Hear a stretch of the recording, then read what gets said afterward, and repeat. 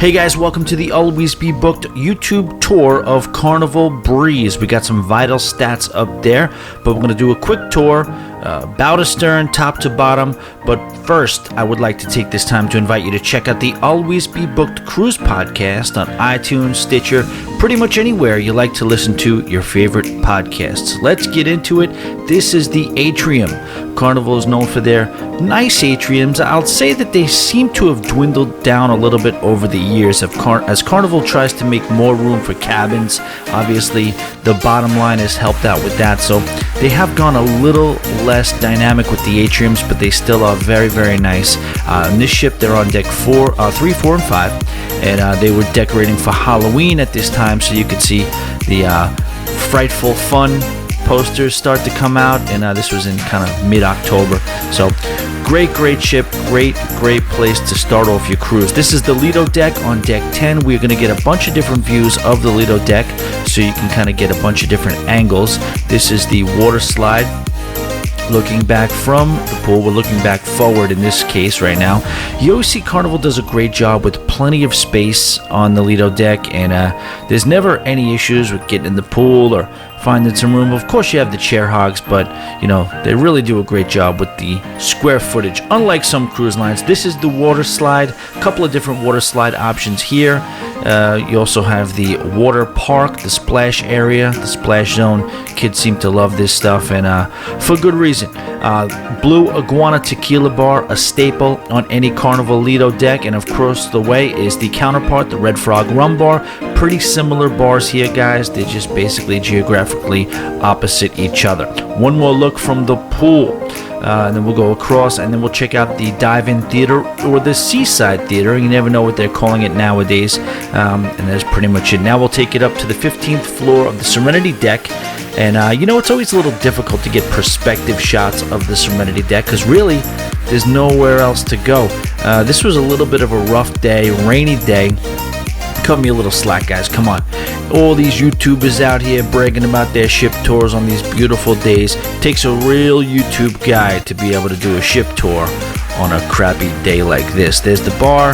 You have the clamshells, this and that. And then this, in case you don't know how stairs work, you can go right down these stairs and end up in the Cloud 9 Spa. Really nice place. Carnival does a great job with the spa and the gym.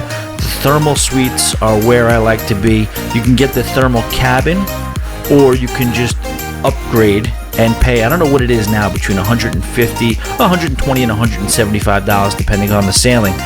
This is my favorite place. You guys got to experience the thermal spa for this reason alone. The thalassotherapy pool, it really is just like a nice hot tub with loungers in it. Plenty of room. You also have this thermal room, which is very, very hard concrete chairs, which just kind of gets some of the steam shooting out from the steam rooms that you have available to you with that thermal spa package. You have the gym, which is the treadmills, the cardio area. You have the machines over here. And for you meatheads out there, you're not left out in the cold. We have some free weights for you. And there they are. Now we're going to make our way back towards the aft portion of the ship, but on the way we're going to check out a few things. This is Seadogs. Actually has a hot dog stand on the top deck. Great option there for some free food. It is complimentary. Also, you do have the sports and ropes course area. Here you'll see your mini golf. You'll see some foosball. You'll see some outdoor games that you could play. And there you're looking up at the ropes course. They didn't go too crazy with the ropes course like they do on some of the Escape class ships from Norwegian. But, if you want to get active, Carnival definitely has you covered in that area. In addition to that, we do have this area, and I always feel like this is like an outside gym, almost like using your body weight. You have the basketball court over here. Now today, though, a little bit rainy. And then my spot, ladies and gentlemen. The doors open, the clouds part, and you are on the aft deck looking at the aft pool. Love this place. We're going to get a few different angles here to look at it. The pool is just nice. I say it all the time on the podcast, the Always Be Booked Cruise podcast. that I just like the unobstructed view of the horizon, the sea, the sunset. Just a beautiful place to kind of hang out, have a drink. And you can't have an aft pool, ladies and gentlemen, without an aft pool bar. So this is the Tides Bar. I don't know why it is, but a lot of times I find that these bartenders are always in a little bit better mood than the ones that are stuck inside. So, I mean, they probably don't even realize, but they love the aft pool too. Pizza. Carnival does pizza best out of all the big three, in my opinion. That is not the best looking slice, but it's strong. Look at it. All the components of a New York crust. Hey, you guys got the best pizza at sea? You do? I thought so. Definitely check out Carnival Pizza. This is Cucina del Capitan, Deck 11 Mid. You know, the pasta, they do pasta courses for lunch for free. Those are complimentary. But then at night, it is a small upcharge. I'm not sure what they're charging now, usually about $25 or so. This is the Seafood Shack, very unique to Carnival. It is for a charge. They have this located on the aft portion of the pool of the ship. Also for a price as well. This is the Lido Marketplace. We'll do a little bit of a pan job through the Lido Marketplace in case you never knew what a cruise ship standard buffet looks like, but it is a nice place. They really, we'll talk about it in a second, all the difference, how far they've come with the decor on Carnival ships, for better or for worse. Now, we've had some melons on this show, and I gotta tell you, these right here are some nice melons. Wouldn't you agree? Blue Iguana Cantina. Beautiful place to have some food here. You got the burritos, made however you want them. You have the taco salads, made however you want them. Hey, what are you doing, buddy? You have the breakfast burritos, and this is my favorite portion, which are the freshly made tacos. They have fresh dough with the tacos. This is the salsa bar. Guy's Burger. Take it over to Guy's, another Carnival staple, a Carnival favorite. I don't get it why this guy wants us to pronounce his name with an Italian accent. Meanwhile, his show is him driving down Route 66 in American-made classic cars. Don't really understand. But I'll tell you what, though, he puts together a great cruise ship burger. And here are the toppings bars. You get everything from onions to mushrooms, whatever you want. That's not the best-looking Guy's Burger either, but I will tell you, it is absolutely delicious. A little bit of an idea here of the decor. They went away from the Joe Farkas kind of Vegas-style glossy stuff, and they muted it down a little bit. This is the Promenade deck.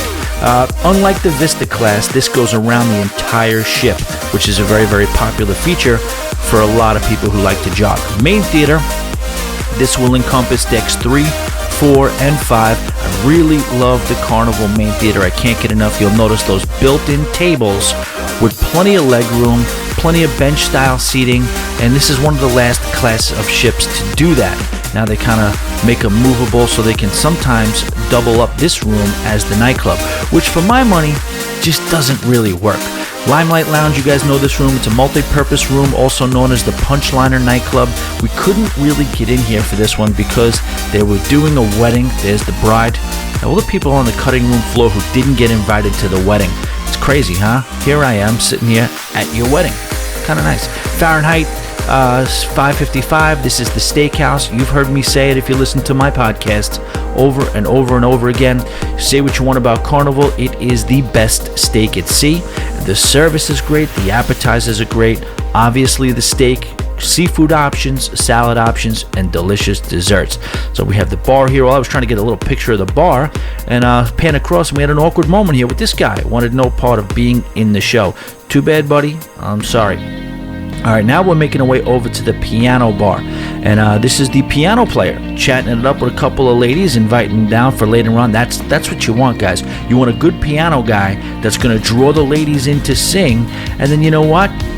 The more the merrier when it comes time to open up the piano bar at night. Really nice piano bar. I don't like that it's outside. I like when Carnival puts them in more of the brick and mortar, closed door style. A lot of weird stuff can go on. A lot more fun. This is the Liquid Lounge Dance Club. It's a little smaller than most Carnival dance clubs, but it still is very effective. I see why they do that. I like that they do that because it kind of contains the energy. People seem to really have a good time, and it doesn't take a lot of people to make this place feel like it's actually thumping. Good looking bar. Really nice place. This is the Redfrog Rum Bar, the Redfrog Pub, I should say. This is another staple of Carnival. It's almost like their kind of just regular pub. It's got a sports bar feel with a tropical feel a little bit as well. some good drinks. You have some games, plenty of TVs. We all know it's all pretty much nothing but cricket and Australian rules football on cruise ships. These guys are getting ready for a sailing. So you have your foosball there, your shuffleboard, your stand-up shuffleboard, and then also this class of ships has something unique called Ocean Plaza, which it goes from I would say starboard all the way to port, and it has a kind of like it's like a widened out dance area. It also has just kind of like a throughway, has seating where you can hang out. That was the Alchemy bar there. This is the coffee shop, Plaza Cafe, and there's open doors, so you can kind of walk out onto the promenade deck to either side, which is kind of cool. It's a little bit different. It's kind of unique to the Dream class of ships. This is bonsai sushi. Obviously, you have to pay a little bit for that, but they will give you fresh sushi that's absolutely delicious, made to order, ready to go, just as these two people are. Even before the sailing even starts, they're getting their sushi on at Bonsai. And then you go outside to Ocean Plaza and you have Guy's Pig and Anchor. Really, really good barbecue options. This was a rainy day, so they kind of got rained out. Everybody went inside, nobody was hanging out, so they kind of shut it down before the sailing. And this is Ocean Plaza outside. If you look off in the distance, you'll be able to see some hot tubs that kind of, are near the side of the ship. Winner's Luck Casino, this is where the magic happens, ladies and gentlemen, where dreams are made of or crushed, depending upon how things go that particular night. I'll say this is a very, very big and comfortable casino. Very advantageous if you like big casinos, but not so much if you don't like the smell of smoke, because you really can't get through that area whatsoever. You can't go past, like most casinos, you can have it on the right and then there'll be like a walkway on the left. You got to go through the casino no matter what. These are the fun shops in case you are looking for new ways to try to blow your money while you're on a cruise. You have Portside right here, which you guys know that's pretty much all the contraband if you want to get some booze. Feel like you're a pirate smuggling booze off a cruise ship, but doing it in the legal way. Seabreeze, a bunch of different stuff you have here. Island Traders General Store, you can get a ton of options as far as clothing and things like that. And then you have the Carnival version here, which is funnel gear. So this will be just Carnival licensed products that you can wear. Cherry on top, the diabetes headquarters of any cruise ship right there. And then we have the Fun Hub, which is on deck both 4 and 5. You'll get your electronics here. You can check for your pictures here. And then downstairs there'll be a place where you can get on the computer free of charge if you want to just see what's going on around the ship, or if you want to browse for upcoming cruises and things like that. This is the Sapphire main dining room. It's on decks 3 or 4 in the midship. Beautiful room, multi-level, very, very nice. And guess what? There's one just like it in the back of the ship. Looks exactly like this one, called the Blush. So we didn't necessarily need to go back there and film the exact same thing. This is the library bar, they call it, but it's really just a library. Cool little room if you want to have some peace and quiet, play some cards, read a little bit, and that's pretty much it as far as the library goes. But I hope you guys enjoyed this tour. It was pretty comprehensive. Tried to go as fast as we could, but check out the podcast once again. It's on iTunes, Stitcher, anywhere you like to listen to podcasts. We have a lot of fun there, and it's a good time. Definitely check it out. Thank you guys so much for watching. Also subscribe, give this a like, share it with some friends. We'll talk to you soon, guys.